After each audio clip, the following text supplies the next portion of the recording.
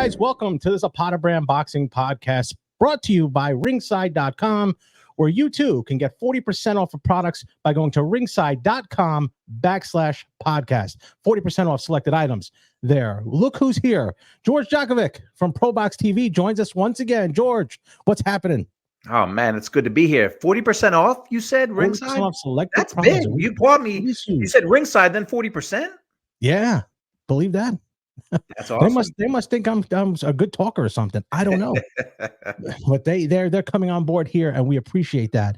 Helping this channel grow, trying to get to your mark there. You got almost 100,000 subscribers there. ProBox TV, if you can, download the app. Great fights coming up this week, tomorrow. Yeah. Great fights there. And they're, download the app. It's fantastic. Always competitive fights, good boxers. So last time we talked was before the AJ and Francis fight, and boy, that was a debacle on Friday. A couple of things first I wanted to go over before we did that. What did you think of the overall show? I saw it on ppv.com. It was done very well. There was a live chat, so it kept us busy there. If you watched it on just the zone, wow, it was putting me to sleep. It was 7 hours or so, and I had it on the whole day. Now, I had family here, so I'll be honest, I wasn't paying attention from the first fight to the end. It was only, to the last 2-3 fights I paid attention. But it was 7+ hours. It was pretty brutal. It was brutal. But it was cool, though, to have boxing on during the day on a Friday. It was very different than having it on a Saturday. Oh, I would like that. I would like that during the day. That's fine. I agree with that. But there's only so many breakdowns between Ariel Helwani, Conor Benn, David Hay. It was bad. It was bad. You know what it reminded me of? Like way back in the day, WrestleMania, when you just wanted to see the Ultimate Warrior versus Hulk Hogan, and they had every loser match and I can't get to the fights. It was not good production. It was not done well, and I guess they were obligated to have that whole card on. Yeah, you can only see so many interviews and so many breakdowns and so many promos. It was just a long day, and all anyone wanted to see were those 2 fights. And then when you got to the 2 fights, okay, Big Bang Zhang versus Joseph Parker. Oh man, that disappointed me, that fight. It disappointed me because I thought Zhang could have done a lot more, could have been a little more exciting, could have put more pressure on him. He's a big guy. You put Joseph Parker, he was down twice. And he still couldn't, and Zhang couldn't finish him. I mean, at this point, where does that leave Zhang? He's 40, and he was almost 300 pounds.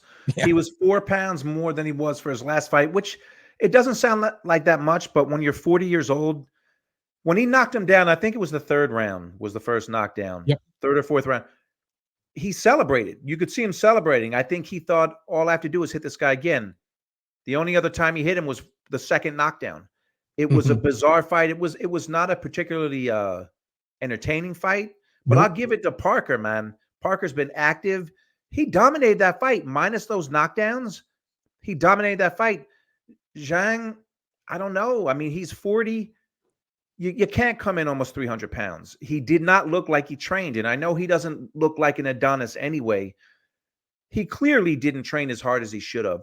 And when you're 40 and you have so much on the line, like, shame on you for doing that. He had a rematch clause in the contract, so they're going to fight again.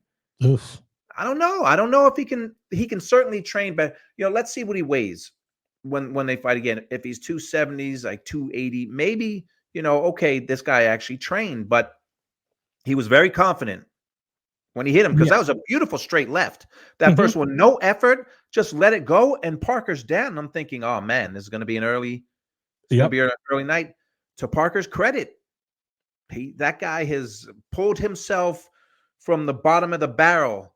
After he got knocked out by Joe Joyce, beats Wilder and beats Zhang. Now he's got a rematch, so good for him. But Zhang, no quitting Parker, and Zhang disappointed me. And I even said that I had a watch by, or whatever they call that, watch party.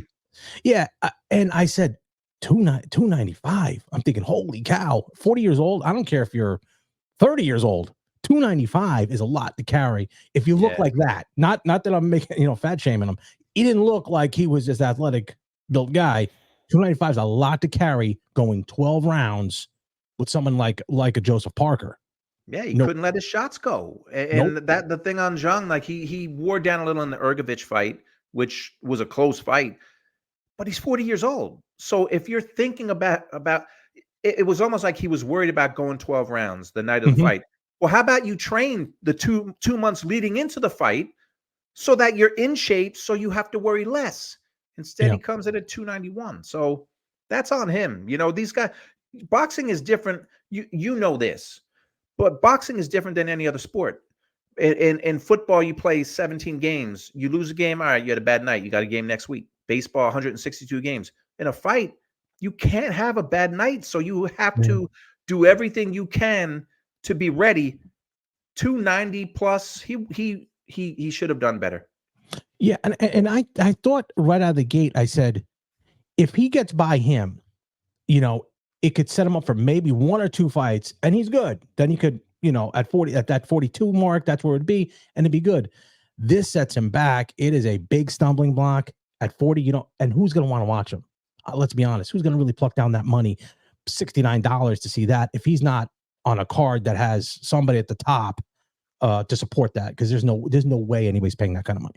Yeah, that's a tough. I mean, that fight as a standalone is a tough sell unless I know Top Rank was talking about if he wins this fight, we want to do his next fight in China, in Macau. I've been to Macau for a Top Rank, maybe, but yeah, it's a headline, a pay-per-view. No, I don't think I wouldn't pay for it, and I think most people wouldn't pay for it. But it's too bad with a win. Like if he would have won, let's say in that third round, he would have knocked Parker out, and then AJ did what he did. I would have loved to see AJ and Zhang, you know, stay busy, keep fighting. But now they're going to have a rematch, and you're 100% right. That's a tough sell because it was not an entertaining fight. Yes, but let's go to the main event at that point. Wow, that's and I texted you. I just said wow because I was leaning towards Ngannou. Okay. But the second that fight started, I texted my brother, and I was even on the chat with Jim Lampley and Kevin Isle. I said, he looks almost like an amateur, like he's trying to catch. And I said, he knows he's in a different stratosphere now. And what were your thoughts on that fight? And was it as expected? With Joshua, you kind of don't know what to expect besides his last fight. Like now the floodgates are open. Everyone is praising AJ, and they should. But before he fought Otto Wallin, even guys I work, Paulie Malignaggi and Chris Algieri were saying it doesn't look like the AJ of old. He doesn't look confident. He fights Otto Wallin, who has not been active, but he dominates him, and suddenly, like he looks like the old AJ. Now he did what he did to Ngannou. You know, people are jumping all over him, and you know he did what he should have. I didn't know what was going to happen. I thought that I favored AJ because of experience. The Fury fight, the Fury and Ngannou fight, I'm not on the same with the same mindset. Everyone's saying, "Oh, Fury didn't train." Fury never looks like he trains. First of all, never. He was 277 3/4. He weighed 277 when he destroyed Deontay Wilder in their second fight. When he looked at his absolute peak, he was the same weight. So the whole thing, he didn't train. I think that Fury's sliding. Ngannou did what he did. Look, I didn't expect a second round blitzing. You know, after that first knockdown, that you knew it was over. Yeah, like you knew if he couldn't take the power, and you saw right away. I don't know, a minute into the fight, minute 30 into the fight, he went down, and you just knew there was no way that this was going to be a long night. And it's funny, on ProBox, we did a live on YouTube right after the fight. Yep. So we were already live, but we were watching. So I ran to my computer, and Ngannou was still falling. And I ran and we went live because you could tell the way he was falling that it was over. That was it was his most spectacular knockout, I think, Joshua, of his career.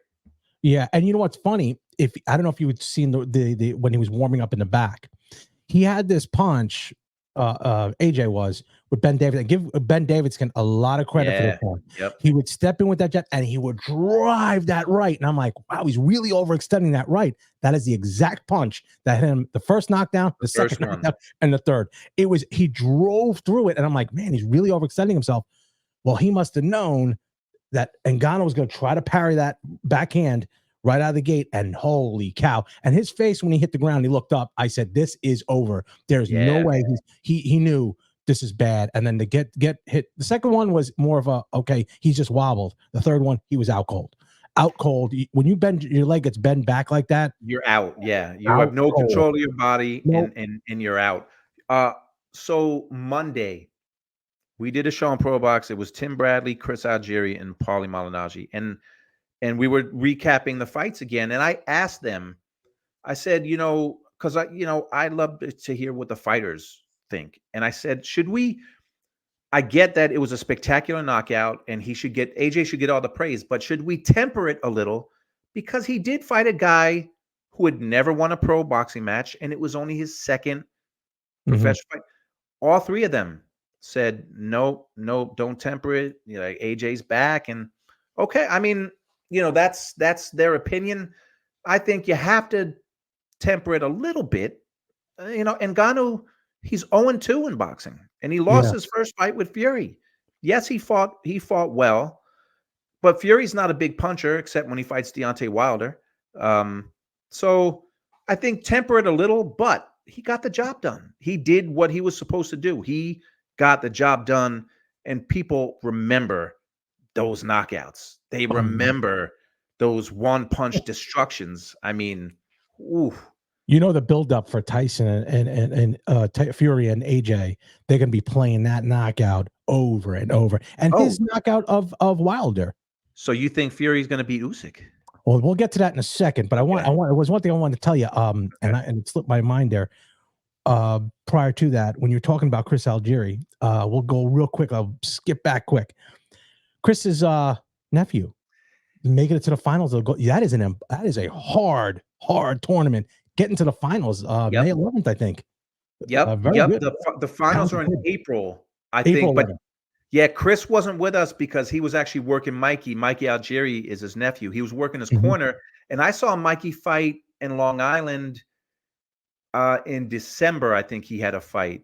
So one thing, I don't follow the amateurs as much as I used to, but they don't even call it the New York Golden Gloves anymore. They call it. Oh man, I'll have to remember what they call it, but it's got some weird name. And Chris said, yeah, they stopped calling it the Golden Gloves years ago. Really? I don't know why they would do that, but Daily News Golden Gloves was the premier Golden Glove tournament in the country. Yeah. That's sad. That's really sad. That really is. So as I said, they would do the build-up for AJ and Tyson, but now that we're thinking about it, there is a rematch clause in the Tyson Fury Usyk fight. So my opinion is Tyson wins. Tyson Fury wins. I know there's going to be a lot of blowback because they feel that you're only good as your last fight. Tyson does look like he's in good shape. I don't know if you've seen the pictures of him. You saw him on the broadcast. He looks in good shape. Whether that's good or not, he's overtraining and just not eating as much. I don't know. But I think he gets the job done. But there's a rematch clause in there, which would set up Parker and AJ, or AJ and Hrgovic. He gets the IBF title, and then you're talking about a real big fight, probably over in England somewhere. The belts are tied up for there's not going to be anyone besides Fury and Usyk fighting for a belt till 2025. They're tied up. That's what I'm saying. If he has to have a fight in between, because whether he win, unless there's an absolute, like Francis Ngannou type of a fight with Usyk, which I don't see happening. He's gonna, whoever loses is gonna get a rematch. Why would you not get $20 million again back to back and then go for $100 million in there? Yeah, so the belts are tied up, but AJ said he wants to look. AJ, that was his fourth fight in the last 12 months. So he looks better and better with activity. All fighters say when you're active, you're better. He said in the post-fight presser he wants to fight again in June. or July. But that's the question. Who does he fight? I personally, I don't want to see him fight Joseph Parker. I was at that. I worked that fight in Wales when they fought, Mhm. and it was a boring fight. It was not Yeah. a fight that I really want to see again. And Joshua was far superior to Parker and went 12. I don't really want to see that fight again. But then you think, okay, if he wants to stay busy, who's he going to fight? Ergovic is a tough. That's No a one. tough guy. Ergovic has been number one. It feels like for a decade, and he can't get a shot. So does Yeah. AJ want to fight him? That would be ballsy. If Oh, AJ it's said, "Hey, ballsy. you know what? I'll knock the number one contender off," and I would love to see that. So you got Ergovic, but who else is he going to fight? Is he going to just fight a stay busy fight? But against who? That's the I don't know. But And could you I think he should stay busy. sell it? I don't know if you could sell it. At this point, what are you gonna? Everything is so expensive now. I don't know if you could sell it. I really don't know if you could sell Well, a stay busy fight. A stay but busy fight. yeah, but why have it? I guess everything would be a pay-per-view. That's the shame where pay-per-views where you have to have like a big name to sell. I wish he would just stay busy and fight someone good. Look, I would love to see him fight Ergovic. He's not fighting Mhm. Zhang because him and Parker are tied up for another fight. Right. So I think the best thing he can do is stay busy. But it Mhm. just I honestly I haven't heard anything. He said in the post-fight presser, whoever they tell me to fight, I'll fight. And they were basking in the glory of that night. They weren't thinking about a next fight. But if they somehow both remain unbeaten, Fury and AJ, man, that would be a monstrous fight, Yeah. especially in the UK. Mhm. I mean, oof. Yeah. I now remember what I was going to say with how they were talking about Francis Ngannou, and how they were jumping on AJ's bandwagon and what have you, and they feel it reminds me of, and I'm going to use a baseball analogy. Anytime a rookie of the year comes up and they're like killing the ball, they're the first time around the league, rookie of the year, whatever.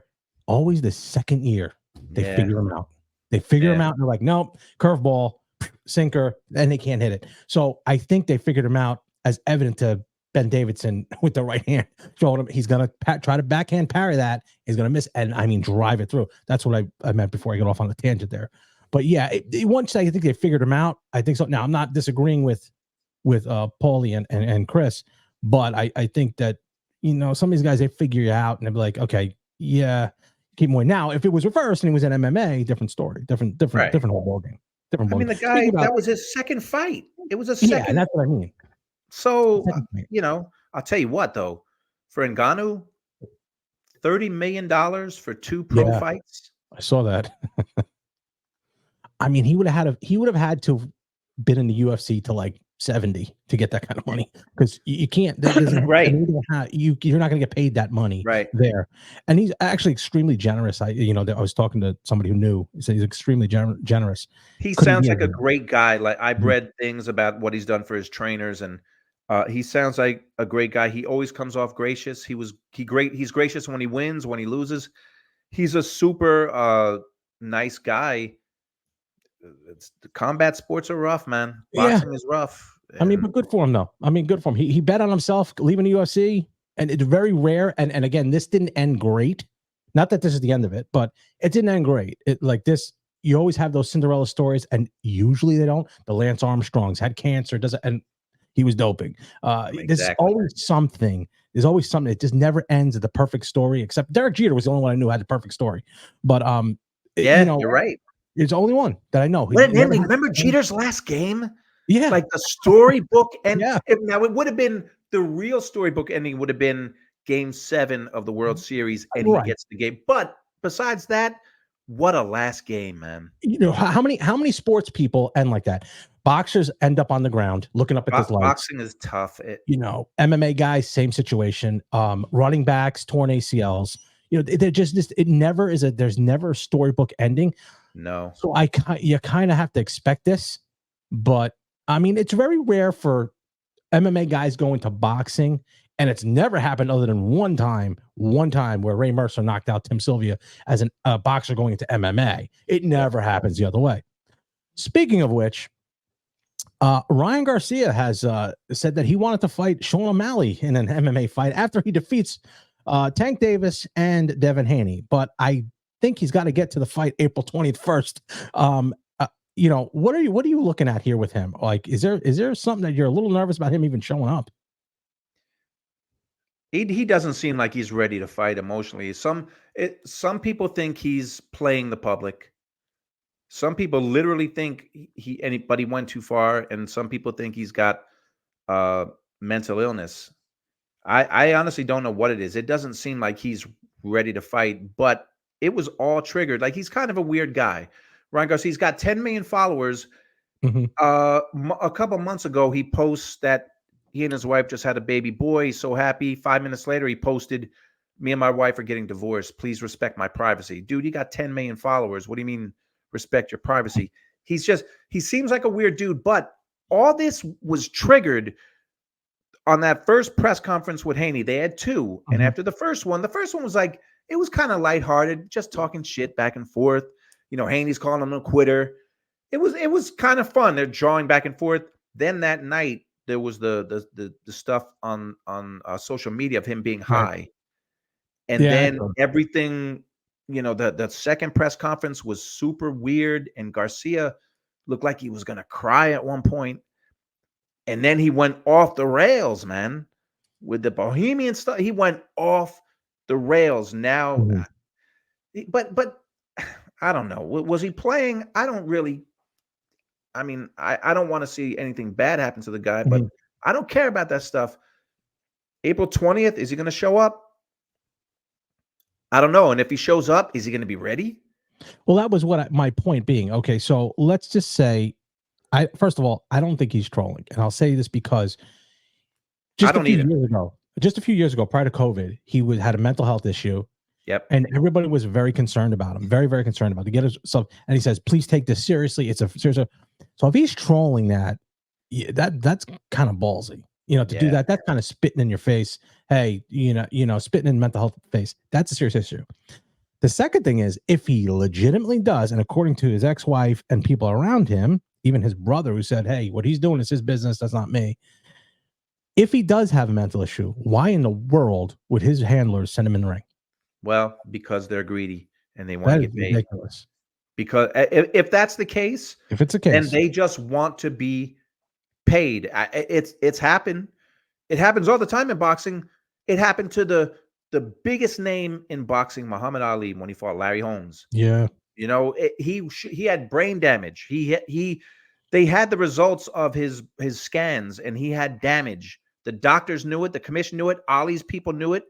And they still let him fight because so much money was on the line. So boxing is rough, man. There's dirty people. There's scumbags in the sport. I say scumbags because Paulie says scumbag all the time. So it's become, I'm starting to say it now. So, but there's a lot of scumbags in boxing. There's a lot of scumbags. Yeah. Paulie, when he gets on his tangents and goes, just getting him on his tangents alone is enough to watch ProBox TV when you guys are on. But when he gets in his tangents, wow, he is not no one's safe. Nobody's safe. And that's how I remember Paulie from when he fought Diaz and he went off on HBO right there on TV. And I don't know if they like that too much, but he don't care. He's like, hey, this is what it is. And sometimes people don't like the truth. Well, that's it. Sometimes Paulie will admit he says things he shouldn't have said, but at least he's always going to be honest. He's not going to BS you with answers to questions. He's going to tell you how he feels. And boxing has a lot of scumbags. And Ryan Garcia, if he's got those people around him, it wouldn't surprise me. It wouldn't surprise me. He's going to make a lot of money, and a lot of other people are going to make money too. Yeah, and that brings us to our next point, our next topic here. Speaking of whether there's question involved and whether the fights should or shouldn't happen, two in particular. Now, Mike Tyson versus Jake Paul. Obviously, that's not as, I don't feel, and I talked to the State Athletic Commission of Texas to figure out some stuff there. It was very telling, the conversation I had with them. And then Conor Benn and Manny Pacquiao. That I believe is way more dangerous than the other one. And let's go to Tyson Paul first. I spoke to the State Athletic Commission. Tyson has yet to apply for a license. They have yet to decide whether to be a professional fight or an exhibition. They have yet to agree on gloves. And they also have yet to agree on the drug testing. What do you say? I have a little inside information. I know a guy who I won't say his name, but I used to work with him at HBO, and he works at Netflix now. He's pretty high up. Last Friday, he texted me at, I don't know, it was 9 o'clock in the morning, and I'll pull up his text, but he texted me and he said, "Yeah, we got this fight happening," and it was a clip. It was their promo that they did for Paul and Tyson. So, man, I can't find his text, but so he said, "Yeah, we got this fight coming up," and he couldn't really. This is just texting, going back and forth. I said, Mhm. "Okay, they're calling it an event. Is it an Right. event or a fight?" And he said, "A little bit of both." I said, "What do you mean? Can you say any more?" He said, "Can't really say anything else, except boxing fans probably won't like it." Mm. He also said they wanna stack the undercard. I don't know how they can. It's a Jake Paul promotion. What are you gonna stack it with? Like if you have Amanda Serrano and Katie Taylor rematch, that's pretty good, but you better stack it with more than that. The final question I had for him, I said, "All right, will Tyson be throwing punches trying to hurt Jake Paul?" And he answered back, "That's the hope with Mike. It's an event. Yeah. It's an event. It's not a fight. No. It's an event." Yeah. And You don't. guess what? It's I said it's gonna make a lot of money, but I found out I just didn't realize it's not a pay-per-view. Nope. It's so Netflix, I'll say this, it's gonna make them a lot of money because they will get I think they're gonna get a lot of subscribers because why wouldn't people want I wanna see it too. But just know what you're watching. Hmm. You're not getting a fight. They are calling it an event. Right. They have definitely confused the casuals because I've Yes. got tons of text messages. People like Tyson's this. Even my kids are like, "Oh, this is." I'm like, guys. First of all, I don't think an athletic commission would approve Mike Tyson to fight at 58, let alone against a 28-year-old. Jake Paul or not. I mean, I have people telling me, "Oh, Jake Paul is terrible," and there was some guy who was saying how could you crap on Jake Paul as a boxer and then say he's Mike Tyson can't just. I mean, listen, guys, 58 is still 58. And Jake Paul, not for nothing, was a great athlete in high school. It's a And 30-year age gap. I know the people are trying to. They're coming after me. Everyone's I'm like, nostalgic. Like, you can't see it, but the walls behind me. I got Tyson photos up from when he knocked out Burbick, from when he knocked out Spinks. I have the poster when he was supposed to fight Holyfield the first time that was oh, that was a canceled. great And poster. That was a great poster. I love that one. yeah, I have so everyone's nostalgic. It's an event. And you're right, the cash everyone's the we talk about on ProBox and we see people like going to war. Oh, Tyson can't lose this fight, and oh, Jake Paul is so young, he's going to destroy Tyson. It's not a fight. It's not an exhibition. They're not even calling it an exhibition. Right. It's an event. So just know what you're watching. Now, I don't Yeah. know what it's going to turn. Like I saw something today on Instagram, and that Jake Paul and Mike Tyson are pushing the commission to make this a real fight. No, they're No, they're not. not. No, they're not. I know that for a No, fact. they're They're not. not. They're not. I know that for a fact. They're 100% are not. The other thing is this: Mike Tyson fought on the highs of the highs. When he quit, when he stopped fighting, he was like, "Okay, I'm done with it." That light, that fire, does not come back. It's gone. He Okay. said it in the McBride fight. Remember the Yeah. post-fight interview? He said, I can't do this anymore. I don't have Yeah. it in me to do this anymore." Even He said that physically, that was 2005 or 6, something like that. and even physically. I mean, Yeah. physically. I mean, everyone was talking about. Do you see? I had this one person, one of my employees said, "Do you see how fast he's hitting?" I got news for you. The stuff is edited just a little bit to make him look a little bit faster than he is. And not only that, himself admitted after that, he's like, "I couldn't walk for a week. I couldn't." Right. So you're 58. That's just what it is. 58 or 58. That's like me, trying to, would they allow Emmitt Smith right now to run the ball against University of Alabama? No, of course they wouldn't. You get hurt. You just couldn't do it. So yes, Emmitt Smith was a great running back, but he can't play against this, even on a level of a college level. You can't do it. But throw in the fact too that Tyson has, if you read Tyson's books, like he abused his body with drugs and alcohol, abused it, and he smokes a ton of weed now. I don't do it. It might be medicinal. It's still smoke going into your lungs, and it still does things to your lungs, and it's not good for an athlete. So, according factor to that into his age. Right. According to the FDA, cigarettes were good for you for the longest time. Doctors recommended cigarettes. Oh, hey, George, I know you have like old boxing magazines, old Sports Illustrated. Yeah. When I pull those out for my kids, I show them that like on the back cover, there's like a cigarette ad, and there's cigarette ads all through it. But at one point they did say the Surgeon General warns that smoking is bad for your health. Okay, that's all the way. It's all the way at the bottom in little small letters. Yeah. So different. But if you still want it, go ahead and smoke. Go ahead, have it. Oh, right, God. right. The other fight that was coming up, Conor Benn, Manny Pacquiao, that one is a little more dangerous. And I say that because Conor Benn, 23-0, 17 knockouts. I think he's 26 years old. Pacquiao was in Saudi doing a workout, and they were like, he looks so explosive. I don't know what they were watching. He didn't look great. Yeah, but even workouts, when you watch a fighter work out, if you don't really know, fighters can fool you into thinking they're still like. I was in Arturo Gotti's, I forget what fight his last fight was, but it was a fight he lost. Gomez. It was against Gomez. I was there. I was in his camp for a couple of days shooting with him for HBO, and he didn't spar that day, but he was on the pads. He worked the bags, and I remember the camera guy I was with, who wasn't a big boxing fan, said, "Man, he looks like he's in great shape," and he was in great shape, and he was powerful, but when he fought, he had nothing. Yeah, he had nothing. So, but Manny Pacquiao, it makes me sad. We were just talking about storybook endings. Yeah, for Pacquiao, the storybook ending would have been Thurman. He beats Keith Thurman and rides into the sunset. Nope, he came back and he lost to Ugas, but he didn't get stopped. It was a competitive fight, but he was just too old.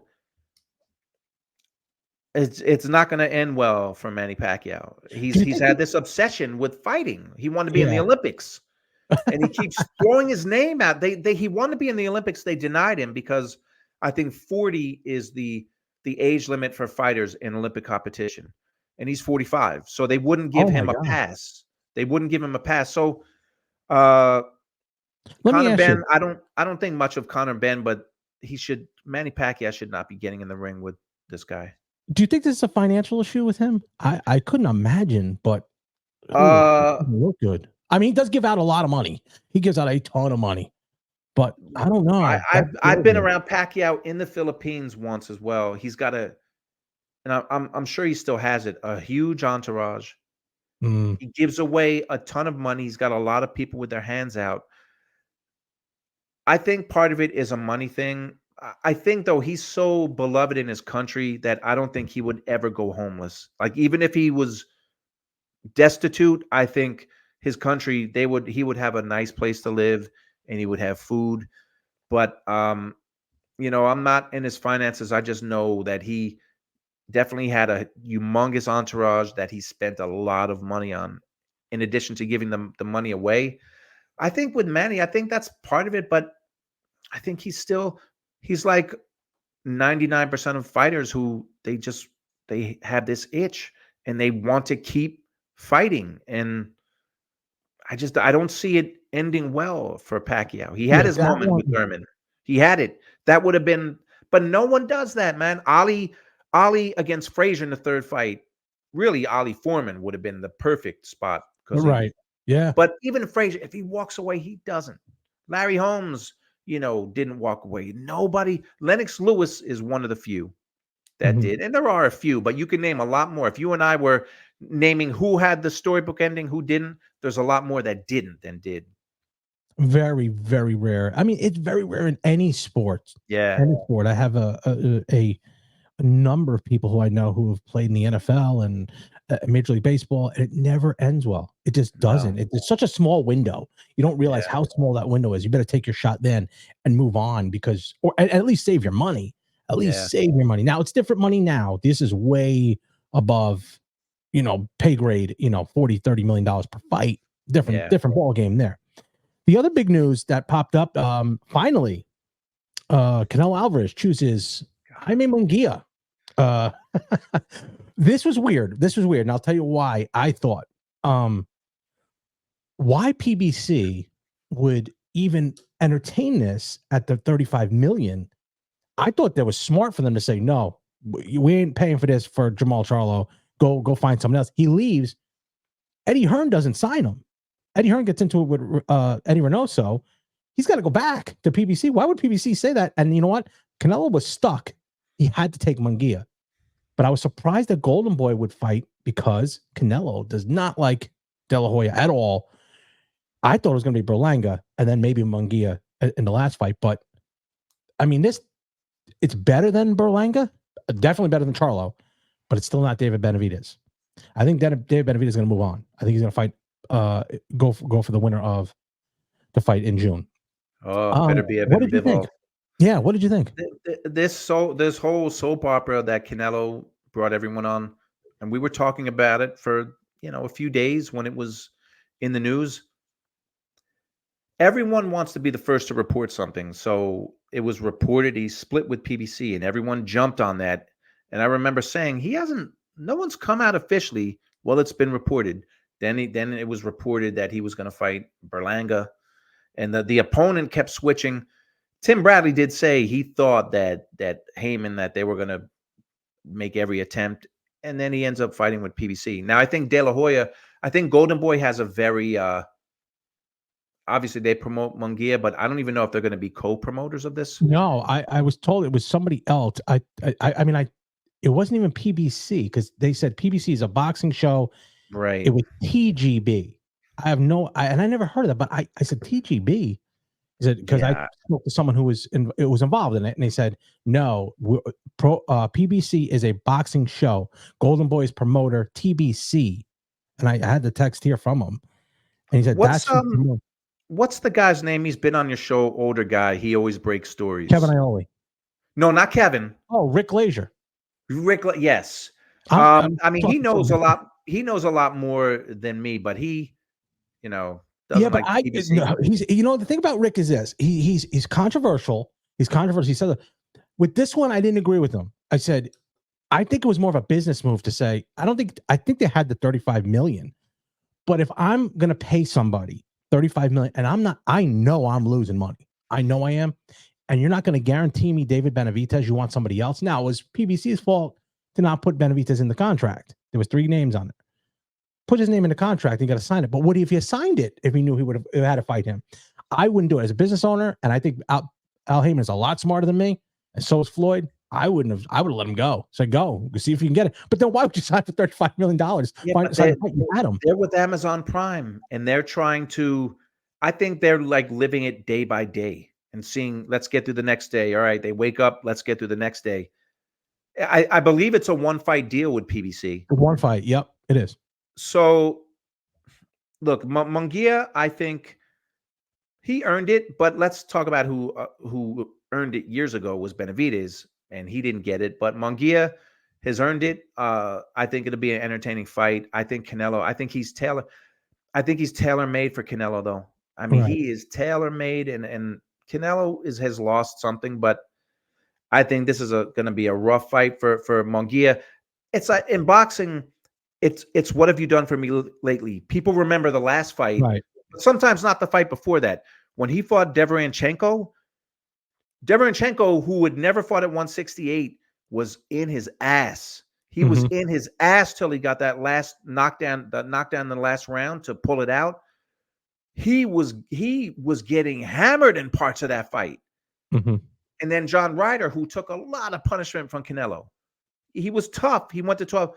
Then he goes up against Munguia, and he was done, and then he retired. So I think Canelo's going to destroy Munguia. The fight we want to see is Benavidez. Right. and strip him of the belts. Canelo can do what he wants, but you shouldn't be able to hold the belts hostage. Yeah. Strip him, but he wants to be champ, and all the organizations don't want to give up that money, so they keep saying, like Suleiman keeps saying, we're going to strip him. No, you're not. No. No, you're not. Too much No, money to you're go not. away there. It's too But you much know what? money. So, yeah, I take a lot of heat for my comparison of Munguia and Ricardo Mayorga, a guy who could punch real good, very wide, and if he fights somebody who punches straight down the middle like Tito Trinidad, you can get knocked out. although I think he's better. I get what you're saying. I think I he's a think he's better better. fighter than Yeah. Mayorga. Mayorga Yeah, was like yeah. a caveman. I mean, he was literally like a caveman, like just throwing bolo shots and smoking in the ring. And Yeah. I just think he's so wide open. yeah, I was watching Munguia's last fight with Ryder, even the Ryder fight that he was really beating him up. yeah, He was real, and then some people say, "Well, he's going for a knockout to look good." But I looked at his fights before; he's wide open, and yeah. it's tailor made for Canelo to punch in between those punches and eventually get him out to look good. I think this is going to be a fight for him to look good. If he would have fought Berlanga, he would have looked really good. But this fight, I think, satisfies the regular people. It's not Charlo, not Berlanga, but it's definitely not Benavidez. I think it should be, and you're right. Yeah, Or I think it's Munguia, the way he fights, and now he's got Freddie Roach in his corner. The way he fights. When is he not in an exciting fight? All his fights are exciting. Yeah, So this will be exciting too, unless Canelo has slipped that much, because Canelo can be economical in there, and guys don't usually press Canelo. mhm. But and he hasn't knocked out anyone since Caleb Plant. I think he's going to get a knockout when they fight, but I think it'll Yeah. be a fun fight. Yeah, Freddie Roach is a very aggressive trainer. His fighters are all aggressive, so I'd like to see that. I think this fight, Freddie kind of said I would like a couple more fights with him, but you can't turn down that kind of money. Way you can't. It's like winning the lottery. Like if Canelo picks you, you got it. You have to take it. Yeah, You can't not take it. So I don't blame Munguia. And Munguia is active. He's active. He's crowd pleasing, and I'm good for him for getting the shot. But meanwhile, David Benavidez is moving up to 175. I think he only stays there if it's a firm 100% no from Canelo. It seems like it's been a no for 2 years, so I don't see him fighting Benavidez, but I think he would still fight at 168, and he should if he was going to get a shot at Canelo. do you think it's a strategic move by Canelo to have he moves up, okay, and then say, you know what, maybe a year down the road there in May of 2025, say, yep, I'll fight you, and have him come all the way back down. I haven't thought about that. That's not Makes bad sense. strategy, but in the meantime, Canelo's also getting older. Benavidez is what, 27? 27, I think. Yeah. He's 27. So 168 to 175. He's a big guy though. I mean, Yeah. but I think he would still do it. Is it strategy? Maybe. Wait him out. But it's hard to. You're not waiting him out though. That's what you do. Like when you age a fighter out. This is just weighing him out. Like hoping he gets comfortable at 175. But I mean, in June, Beterbiev and Bivol fight. So if Benavidez looks good, which he should, when he fights, when is that Benavidez fight? Is it in June? Said it was going to be on the undercard of the other prime of Tank and Martin. Frank Martin? Yeah, they said it was going to be on the undercard of that. So that would be early June. I mean, I think he'll look good in that fight, and then in June. Well, by that point, Beterbiev and Bivol, I think they're fighting June 1st. Although I don't know if that's 100% set, but let's assume it is. Whoever wins that fight, if Benavidez looks great at 175, they might say, "Hey, we'll fight you, Beterbiev, especially because I think Beterbiev's going to win that fight." I think he would fight Benavidez in a heartbeat. He probably doesn't even know who Benavidez is because he doesn't know who fighters are. Yeah, But no. it's a shame that we do a show called Sparring Session, and it's the guy, they just go back and forth. It's a debate. And one of the debates was name the best fight that never happened. And it was in honor of Canelo and Benavidez, which seems like, unfortunately, it's destined to never happen. Yeah, Paulie has predicted that from a while ago. He said that's Yeah. not happening, guys. It's not happening. He looks like he's right. It looks like it's not going to happen. It's too bad, but it's only in boxing. Only in boxing where the best don't fight the best sometimes. It's too bad. It is, but I tell you where the best do fight the best. ProBox TV. George, what's coming up this week on ProBox TV? Wednesday night, every other week, Wednesday night, May 3rd, May. I'm thinking May already because all the fights in May, March 13th. It's the main event is Hot Rod Kalajic against Sullivan Barrera at 175, which Kalajic's 32, Barrera's 42. Barrera hasn't fought in 2.5 years. Barrera was a really good fighter, man. One of the better fighters to never win a belt. He did fight Bivol for a belt. He lost. Hot Rod has fought Beterbiev and he lost. So it's a good fight. And the undercard's got like a mix of guys who are unbeaten, match tough, and it's got guys with losses fighting each other. Because with a loss, it doesn't matter with a loss. Like you don't have to have an O to be a great fighter. Most fighters don't retire unbeaten. So ProBox has a mix of veterans, guys moving up, young phenoms trying to make a mark. And honestly, the matchmaking is great, man. And the cards are usually entertaining. Oh, I could tell you they are. And even on afterwards that you have the live shows that you do after the big fights. But you do have regular shows too. You go Deep Waters, you have the sparring sessions, you have all these great champions that come on. The great Teddy Atlas comes on, who's recovering from an ACL and MCL tear, unbelievably. And that story you probably know, but I talked to him and his son. So to show you how dedicated this guy is, he's in Saudi Arabia because they invited him, and he's doing a training session with the young fighters, kids. He said his son said he tore his ACL like 5 minutes into the workout. He didn't know he tore it, but he kept working out with the kids for another like hour and a half. Ends up doing like tearing his meniscus. He made the injury so much worse because he kept doing it. But he said, I had a commitment. So that shows you right there. And Teddy had to miss a show with us today because he's getting evaluated by surgeons. I was like, Teddy, we know you would want to do it. He's like, oh, I'm really sorry. Dude, take care of your leg that you damaged because you didn't want to stop the workout because you felt that it was, you had a commitment and you were going to honor it. Teddy's a different guy, man. Yeah, I texted him yesterday.